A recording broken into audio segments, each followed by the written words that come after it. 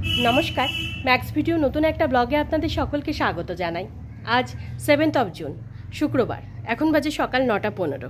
এখন থেকে আমি আমার আজকের ব্লগটা শুরু করছি। আজকে সকালে সমস্ত কাজকর্ম একটু তাড়াতাড়ি সেরে এই 7:30-8টা নাগাদ আমি একটু মাছের বাজারে গেছিলাম। আসলে মা আজকে চলে যাবেন, তাই ভাবলাম যে দুপুরবেলা ওই 1000 পদ রান্না না করে একটু হালকা পাতলা মাছের ঝোল আর ভাত করলেই হয়ে যাবে। তবে আমার মা তো আবার একটা পদে রান্না করতে পারে না। মাছ কিনে বাড়ি ফেরার পর দেখছি মা কিছু পুঁই শাক তুলেছে। ওই রসুন ফোড়ন দিয়ে একটু পুঁই শাক ভাজা হবে, তারপর মাছের ঝোল হবে। রুই মাছ নিয়ে এসেছি, আর মাছের সাথে আমি একটু মাছের ডিমও এনেছিলাম। তো ওই রসুন ফোড়ন দিয়ে পুঁই শাক ভাজা, মাছের ঝোল আর এই মাছের বড়া ভাজা। তো দেখা যাচ্ছে ওই 3 পদের রান্না হয়েই গেল, 3-4টে পদ হয়েই যাবে। আর তুলতুল এখনও ঘুম থেকে ওঠেনি, এবার ওকে তুলবো, নাহলে ওর ব্রেকফাস্ট করতে আবার দেরি হয়ে যাবে। আর মা ওদিকে এই কাজকর্মগুলো সারছিল বলে আজকে মায়ের স্নান পুজো কিছুই হয়নি। এবার মা যাবে স্নানে, ততক্ষণ আমি তুলতুলকে তুলে মুখটু ধুয়ে টুয়ে দেব।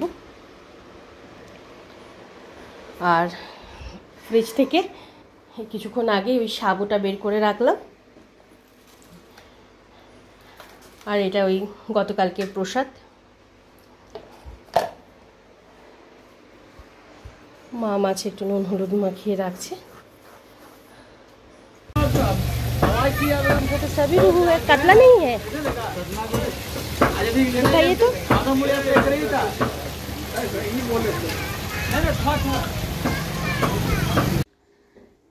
এখন বাজে 10:25, আর তখন তুলতুলকে ঘুম থেকে তুলে ওর প্রতিদিনের যে কাজকর্মগুলো থাকে সেগুলো সব সেরে ওই 9:30 9:40 নাগাদ ব্রেকফাস্ট করিয়ে দিলাম। আর ব্রেকফাস্ট করিয়ে বিছানাপত্রটা গুছিয়ে নিয়েছি। বালিশ টালিশগুলো আজকে একটু রোদে দিলাম। গতকালকে ওই কয়েক ফোঁটা বৃষ্টি পড়েছিল বালিশে, তাই ভাবলাম আজকে ভালো রোদ উঠেছে, একটু ভালো করে রোদ দেখিয়ে নিই। আর মা এদিকে দুপুরে রান্না বান্না শুরু করে দিয়েছে। এখনও অবধি মা ব্রেকফাস্ট কি স্নান পুজোই করেনি। আজকে আর মায়ের ব্রেকফাস্ট ওরকমই হবে, দুবার শুধু চা খেয়েছে সকাল থেকে। আর এখানে মা বেগুন ভেজেছে আর মাছের ডিমের বড়াগুলো ভাজছে। আর এখানে ওই মাছের ঝোল হবে, তার জন্য আলু ফুলকপি দিয়ে মাছের ঝোল হবে, সেটা কাটছে। আর আমি ওদিকে মাছের ঝোলে মশলাটা করে দিয়েছি, চালটা ধুয়ে ভিজিয়ে রেখেছি। আর এখন ওদিকে যাব, কিছু জামা কাপড় আছে, ওগুলো সব কেচে ধুয়ে মেলবো। তারপর তো যেমন কাজ থাকে প্রতিদিনের, সেগুলো চলতেই থাকবে। মাম্মা আয় এদিকে আয় বাবা, একটা জিনিস খাবে। এখন বাজে 12:15, আর তখন আমি সাবু কলা চিনি দিয়ে ব্রেকফাস্ট সেরে বেশ কিছু জামা কাপড় ছিল, সেই জামা কাপড়গুলো কেচে ধুয়ে মেলে একটা ব্যাগ গুছিয়ে রাখলাম। তো ব্যাগটা পুরো গোছানো হয়নি, কিছুটা গুছিয়ে রাখলাম।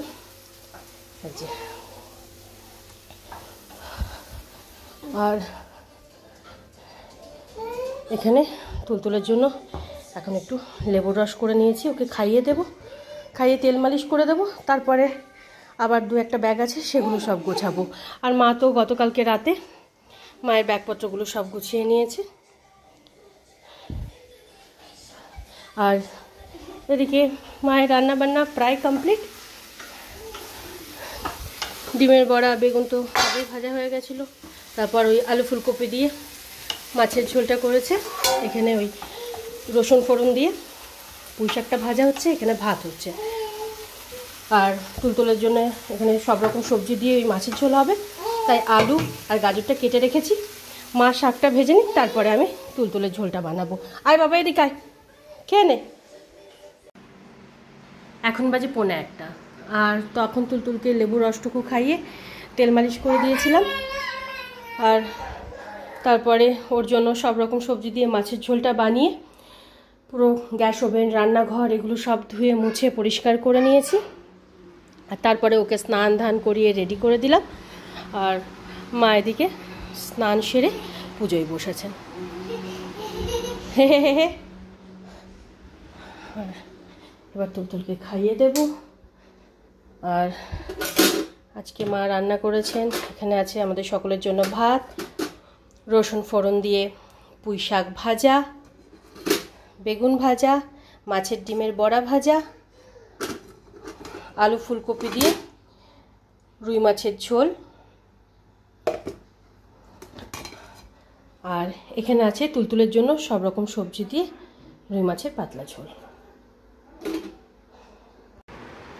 এখন বাজে 1:25, আর তখন তুলতুলকে লাঞ্চ করিয়ে হাত মুখটা ধুইয়ে বেডে নিয়ে গিয়ে শুয়ে দিয়েছি। এখনও খেলা করছে, এই 5-7 মিনিট মতন একটু খেলা করবে, খেলা করতে করতে নিজে নিজেই শুয়ে পড়বে। আর মা স্নান পুজো সেরে এখন লাঞ্চ করছেন। আর এবার ধানিকে খেতে দেব। তুলতুলের স্নানের কিছু জামা কাপড় আছে, সেগুলো সব কেচে ধুয়ে মেলবো, তারপরে আমি যাব স্নানে। এখানে বাসন আছে, এগুলো মাজতে হবে।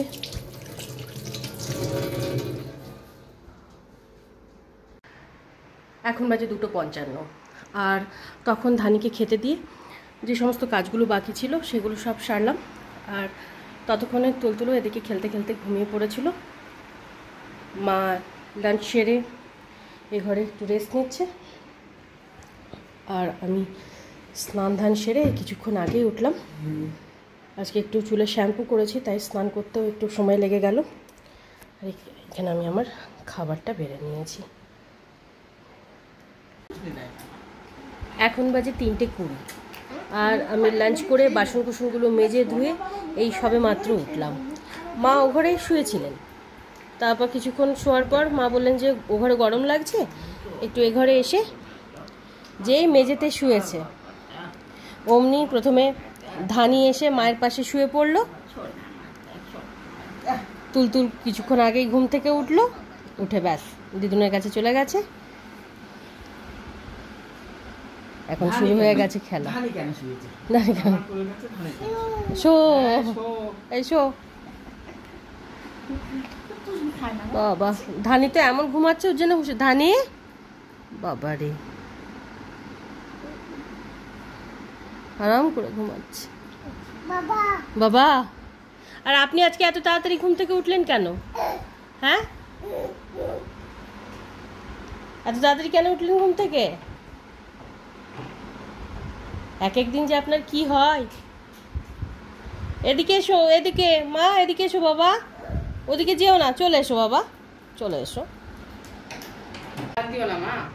গুড ইভিনিং, এখন বাজে 6টা, আর তুলতুল সেই যে তখন ঘুম থেকে উঠে দিদুনের সাথে খেলা শুরু করেছে, এখনো চলছে সেই খেলা। আদর আদর এই আদর আদর। মাঝখান থেকে না আমার ঘুম হলো না মার। মা ওই ঘরে ঠিকঠাকই ঘুমাচ্ছিল, কিন্তু বললো গরম লাগছে বলে যেই মেঝেতে এসে শুলো, ব্যাস দুজনার দৌড়াত্ম চালু।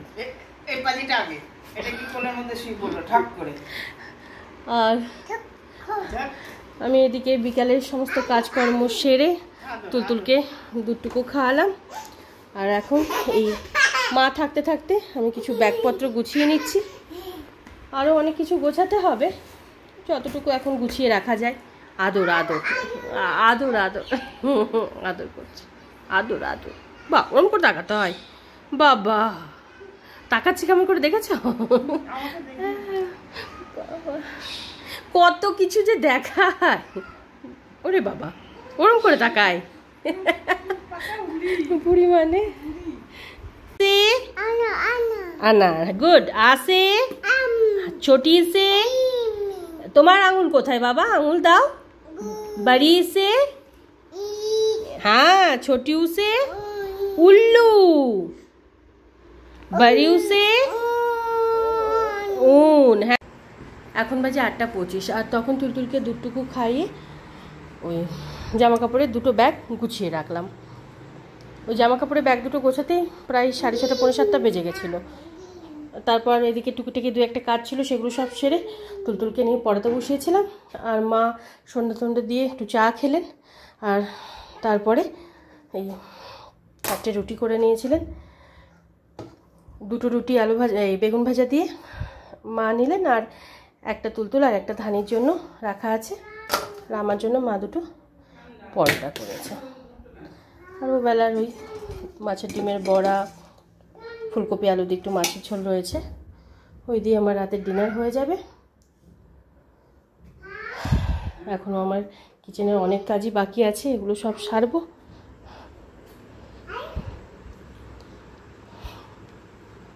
কি করছিস তুই, কি করছিস?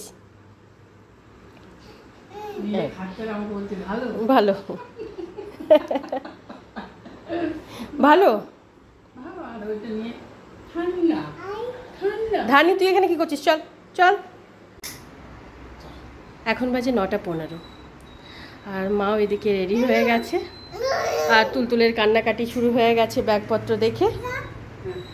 যা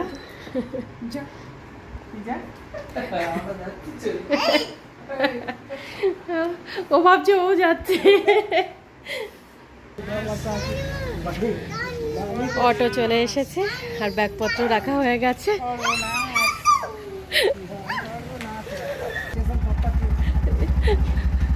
अब कैसे होगा?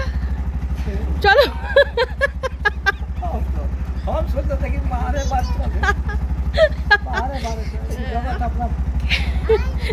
आय मामा আমি যাব না মামা, টাটা। আয় মামা আমি যাব না, জলদি।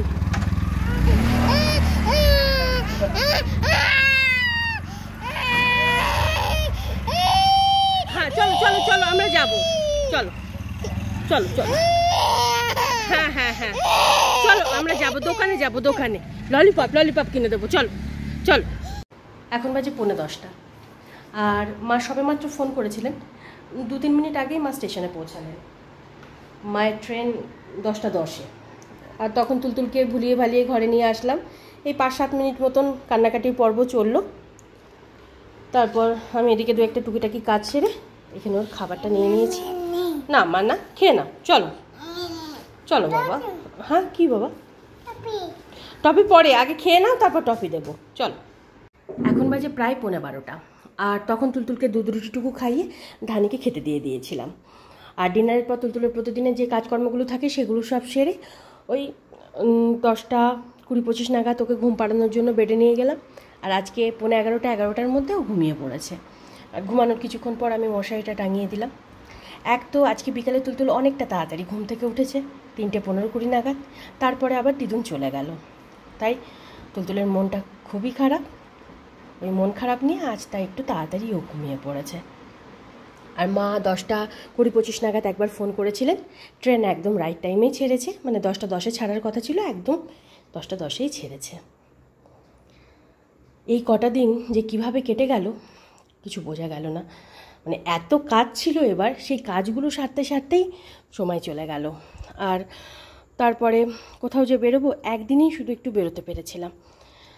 কোথাও বেরোবো মানে প্রথম দিকে তো 2-1 দিন আমি বেরিয়েছিলাম, আমার কিছু অফিসিয়াল কাজ ছিল, সেই কাজগুলো সেরে প্রায় আমি অসুস্থ হয়ে পড়েছিলাম, এতটাই গরম ছিল। আর তারপরে বেরোবো, মা অসুস্থ হয়ে পড়লেন। ওই বাতের যন্ত্রণা, ব্যথা, এগুলো যখন খুব বেশি হয় মা কোথাও বেরোতে চান না। আর আমিও দেখি যে ওর অবস্থায় বেরোনো ঠিকও নয়, যতটা রেস্ট নেওয়া যায় ততটাই ভালো। আমি যতটা সম্ভব চেষ্টা করি যে এখানে আসলে যতটা কাজ না করলে হয়, তবে হ্যাঁ রান্নাটা মাই করে। হাজার আমি কাজ করলেও রান্নাটা মাই করে, কারণ মার হাতের রান্না, আমার মার একটা ব্যাপার আছে, মা নিজের হাতের রান্না ছাড়া কারোর হাতের রান্না খুব একটা খেতে পারে না। আর তারপর এত তেল ঝাল মশলা কম কম দিয়ে রান্না করে, যেটা আমার পক্ষে করা সম্ভব নয়, কারণ মার অনেক বিধিনিষেধ আছে, অনেক কিছু খাওয়া বারণ আছে। তো সব কিছু মিলিয়ে রান্নাটা মাই দেখে। আর আমিও কদিন মায়ের হাতের রান্না খেয়ে নিই, কারণ মায়ের হাতের রান্না খেতে আমার ভীষণ ভালো লাগে, খুব মিস করি মায়ের হাতের রান্না। বিশেষ করে শুক্তো, আমার মা খুব সুন্দর শুক্তো বানায়। কিন্তু এই যে এবার মানে এত চেষ্টা করলাম, কিন্তু এবার আর মা শুক্তো বানানোর সময় পায়নি। আর বাজারেও যেতে দিচ্ছিল না, মানে বারবার বলছিল যে এত রোদ এত গরমের মধ্যে যেতে হবে না, ঘরে যা আছে তাই দিয়েই হয়ে যাবে, কোনো ব্যাপার নেই। তো এইভাবেই দিনগুলো কেটে গেল। সোমবার থেকে মারও অফিস আছে, এদিকে তুলতুলেরও স্কুল খুলে যাবে। আমরা যে যার জায়গায়, মা তো আজকে বেরিয়ে গেলেন, আর সব কিছু ঠিকঠাক থাকলে মানে গোছানো গাছানো সব ঠিকঠাক হলে আগামীকালকে আমিও ও বাড়িতে চলে যাব।